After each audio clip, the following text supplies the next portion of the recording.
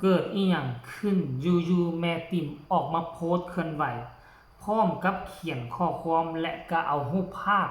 ตอนที่ลาลงจากวงสาวน้อยลำเพิ่นโชว์ตอนกอดน้องฮักแพงและก็กอดก้อยชาลินีมันเกิดอีหยังขึ้นมื้อนี้กราบทักทายสบายดี FC ทุกท่าน FC ทุกคนอย่างที่พวกเฮาฮู้จักกันดีแล้วว่าแวดวงการหมอลำเป็นแวดวงการมายาอีกแห่งหนึ่งก็ว่าได้ท่านผู้ชมมีทั้งตัวมีทั้งต้มมีทั้งตัวกันขึ้นวงมีทั้งตัวกันลงวงมีทั้งโตนมีก้อนฤดูกาลต่างๆนานามีทั้งแบ่งกันเป็นกลุ่มก้อนมีทั้งสนับสนุนกันมีทั้งตัวยั่วกันให้เกียรติให้สร้างกันบรรดาศิลปินอีกกระทึกคึกโคมก่อนที่บุคคลหนึ่งจะมาประสบผลสำเร็จอยู่ในแวดวงการหมอลำนั้นมันบ่ แม่นว่ายางมาตามเส้นทางที่โรยด้วยกีบกุหลาบทุกสิ่งทุกอย่างที่ได้มามันล้วนแล้วจะมีการฝ่าฟันแม่ติมก็เป็นผู้หนึ่งที่มีการฝ่าฟันตั้งแต่ ตอนเป็นสาวน้อยตั้งแต่เป็นหางเครื่องตั้งแต่เป็นแดนเซอร์อยู่ทางวงเก่าและพัฒนาขึ้นมาเป็นศิลปินนักร้องนักรำก็ถือว่าเป็นผู้หนึ่งอยู่ในตัวของแม่ติมก็มีความภาคภูมิใจที่ตนเองได้มายืนอยู่จุดนี้ได้จับไมค์ร้องเพลงอยู่บนเวทีใหญ่ๆแม่ติมก็เป็นผู้หนึ่งที่สามารถสร้างบุคลากรสามารถสร้างลูกศิษย์ลูกหาเอิ้นว่าลูกศิษย์ลูกหาก็บ่ผิดมีหลายคนเนาะอยู่ทางวงเก่าที่แม่ติมสามารถบอกสามารถสอนแล้วเด็กๆเหล่านั้นมีความสามารถและการประสบผลสำเร็จก็มีหลายคนที่พ้นเด่นหนึ่งในนั้นก็คือน้องฮักแพงวรัญญพรสิ่งที่แม่ติ่มกำลังออกมาสื่อความหมายในเมื่อ1 ชั่วโมงที่ผ่านไปนั่น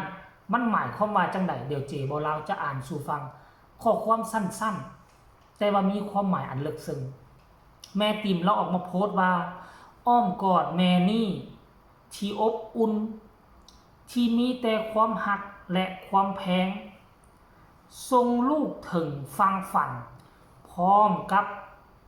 เอารูปนี้มาโพสต์ลง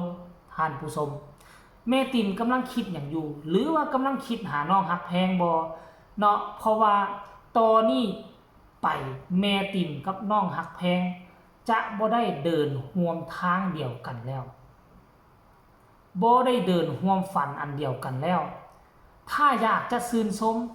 กามีเพียงแต่ได้เบิ่งรูปลูกสาวผ่าน Facebook ผ่านสื่อสังคมออนไลน์เวลาที่จะมาหากันนั้นมันมีน้อยเต็มทีซึ่งมันแตกต่างจากอดีตอยู่ในวงเดียวกันกินน้ำกันนอนน้ำกันอยู่เต้นเดียวกันแต่งหน้าให้กันลูกมีปัญหาแม่ก็มาเช็ดน้ำตาให้แม่มีปัญหาลูกก็มากอดให้กำลังใจ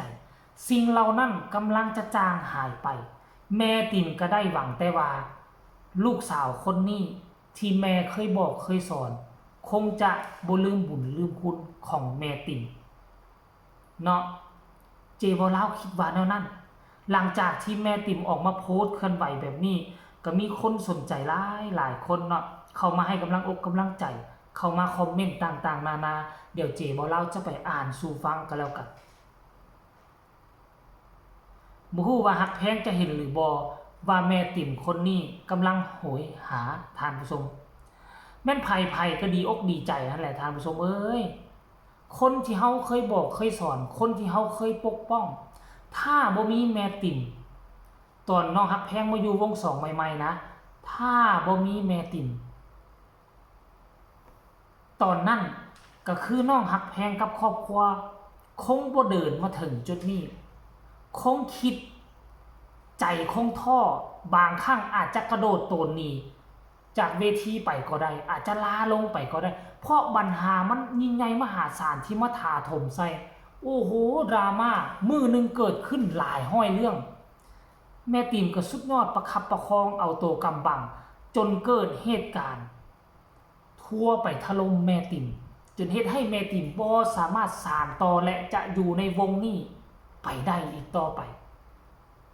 ก็เลยจำใจต้องได้ง่ายมือที่แม่ติ่มได้ง่ายน้องฮักแพงกลับมาประสบผลสำเร็จ นี่คือความภาคภูมิใจที่ผลไม้ที่แม่ติ๋มเคยเพาะเคยบ่มมันแตกดอกออกผลแม่จิ๋มก็เลยภาคภูมิใจเลยออกมาโพสต์คลิปออกมาโพสต์เรื่องราวเหล่านั้นออกมาอีกครั้งหนึ่งหรือบ่เนาะคอมเมนต์แรกที่ออกมาคอมเมนต์ว่าอย่าลืมแม่ติ๋มนะเห็นบ่ล่ะอย่าลืมแม่ติ๋มนะอันนี้ซื่อถึงน้องฮักแพงอย่าลืมแม่ติ๋มนะมาซั่นเด้ส่วนใหญ่แล้วคอมเมนต์เฮ็ดเป็นมินิฮาร์ทส่งดวงใจไปให้กำลังใจแม่ติ๋มเนาะรักว่าซั่นเด้ทั้ง2คนเด้อขอให้ปังๆกันทั้ง2คนเลยจ้าว่าซั่นผู้ต่อมาก็คอมเมนต์ว่าเห็นแววตาแม่ติ๋มที่มองคนน้อยแล้วน้ำตาไหลเลยมันจุกจนพูดไม่ออกเข้าใจแม่ติ๋มครับแม่เป็นแม่ครูที่น่านับถือมากเห็นบ่ล่ะอันนี้น่าจะเป็น FC ของน้องฮักแพงนั่นเองแม่ติ๋มก็ไปตอบเกือบทุกคอมเมนต์ได้ส่งใจไปตอบส่งมินิฮาร์ทไปตอบเมื่อสู่ผู้สู่คนน้อยนักน้อยหนาคนอยู่ในองค์กรเก่าที่จะเข้าใจแม่ติ๋มส่วนใหญ่แล้วแม่ติ๋มจะเป็นผู้ร้ายในสายตาของคนไปแล้วโดยเฉพาะคือ FC แฟนคลับของวงเก่าเกือบ 95% จะอยู่ข้างศิลปินแล้วไปโจมตีแม่ครูผู้ที่ซุบเลี้ยงผู้ที่ประคับประคองเคยเอาศิลปินออกจากต่มจากโคนเคยฝึกเคยสอนแต่ผลสุดท้ายแล้วสิ่งที่แม่ติ๋มเฮ็ดด้วยความตั้งใจแต่สุดท้ายแล้วกลับมาโยนความผิดให้แม่นไผก็ต้องเจ็บใจแต่ว่าบ่แม่นกับน้องฮักแพงน้องฮักแพงฮักแม่ติ๋มวันแรกคือแนวใดปัจจุบันนี้ก็ยังฮักแม่ติ๋มคือเก่าอย่างน้อยๆแหละลูกศิษย์ลูกหาของเจ้าอาจจะมีหลายคนเจ้าเคยบอกสอนแต่คนเดียวที่บ่ทิ่มบ่ปะเจ้าก็คือน้องฮักแพงวรัญญพรวันที่เจ้าไปขึ้นกับเวทีในวงใหญ่วงใหม่น้องฮักแพงบ่ย่านบ่กลัวดราม่าลงขี่รถตั้งไก่ไปให้กำลังใจเจ้าฮอดหน้าเวทีและค่อยเชื่อว่าน้องฮักแพงจะยืนอยู่เคียงข้าง